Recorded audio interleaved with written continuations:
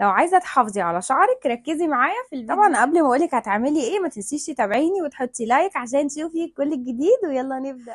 اول حاجه خدي بالك ان انتي مهما حصل لازم مره في الاسبوع ترطبي شعرك بحمام زيت زيتون دافي، بجد هيفرق معاكي. الحاجه التانية ومهمه جدا ان انتي بعد ما تاخدي الشاور بتاعك خدي بالك ان انتي ترطبي شعرك تحطي البلسم وترطبي بسيرم، عشان ده من اكتر الحاجات اللي بتفضل محافظه على رطوبه الشعر خالص ومش هتعمل تساقط. الحاجه الثالثه ان انتي تحافظي دايما ان انتي ما تربطيش شعرك بعد اي يعني كتمه تبداي ان انتي تعمليه كحكه، لا سيبيه هوا طبيعي خالص ويتنفس عشان تقدري ان انتي تحافظي على شعرك ويطول طول طبيعي جدا. حافظي دايما ان انتي تستخدمي الشامبو تدوبيه في ميه وتبداي تحطيه على شعرك من هنا، بلاش فروه الراس عشان بيجمع قشر وبيعمل حاجه وبيفضل يتراكم فيه فروه الراس. تحطي الشامبو على ميه وتبداي تستخدميه لشعرك، وطبعا متنسيش البلسم بتاعك او حمام الكريم. حافظي دايما ان انت تختاري حاجه مناسبه لشعرك، زي مثلا لو شعرك دهني او شعرك جاف ليكي تستخدميه لشعرك.